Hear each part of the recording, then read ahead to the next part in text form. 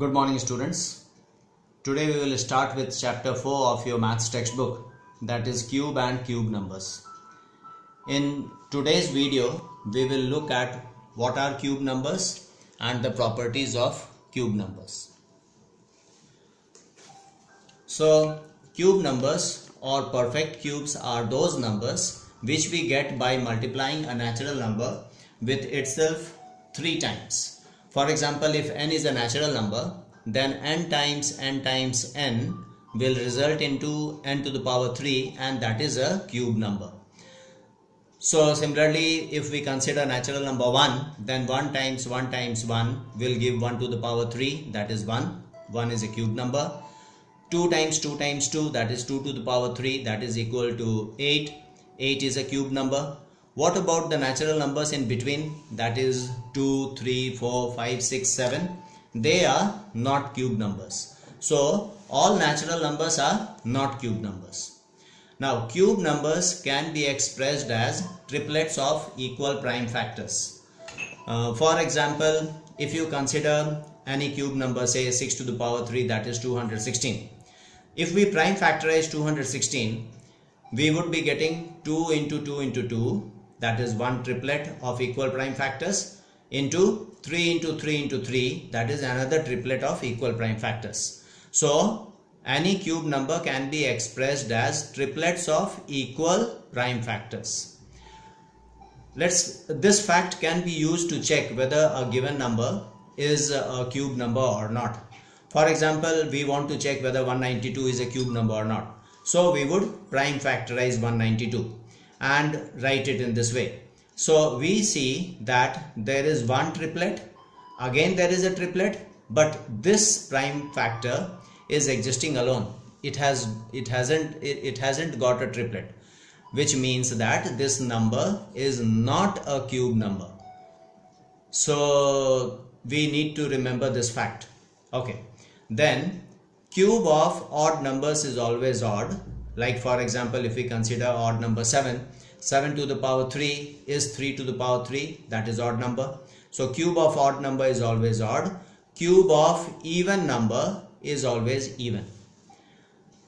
Then if you consider cubes of different numbers, you will find a pattern. Like for example, if the number ends with 1, then in the cube of the number also there will be 1 in the units place, or the cube number would also end with 1.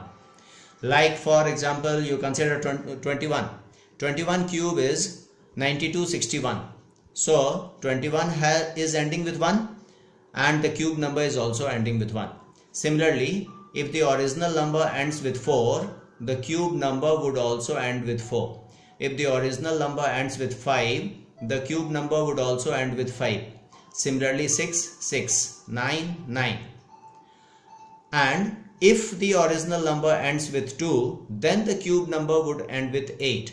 For example, if you have 22 cube, so 22 to the power 3 or 22 cube is 10648. So the 22 is ending with 2, the cube number is also ending, with 8. If the original number ends with 8, then the cube number ends with 2. So you can remember these two things together. Original number 2, cube number 8. Original number 8, cube number 2, like that. Then if the original number is having 3 in the units place, or it is ending with 3, then the cube number would end with 7. If the original number is ending with 7, then the cube number would end with 3. So you can remember these two together. And if the original number ends with 0, then the cube number would end with 3 zeros. In fact, if it ends with 2 zeros, it will end with 6 zeros. So for example, if we have 20 cube, it will be equal to 8000. But if it is 200 cube, it will become equal to 8 million, 6 zeros after 8.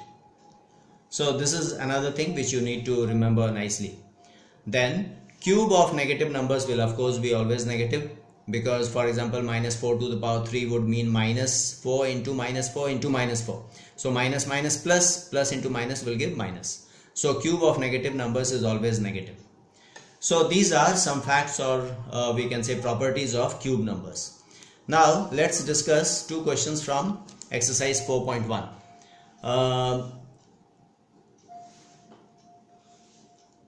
In question number 3, they have given a number 3072 and they have asked which number this should be multiplied with so that it becomes a perfect cube, so that it becomes a cube number. So we will prime factorize 3072 and we get this. So what we notice here is we have triplets, but this is one number which has no triplet. So to get a triplet over here, we will need to multiply this number with 2 more 6's. That means 6 and 6. So 6 times 6, that is 36.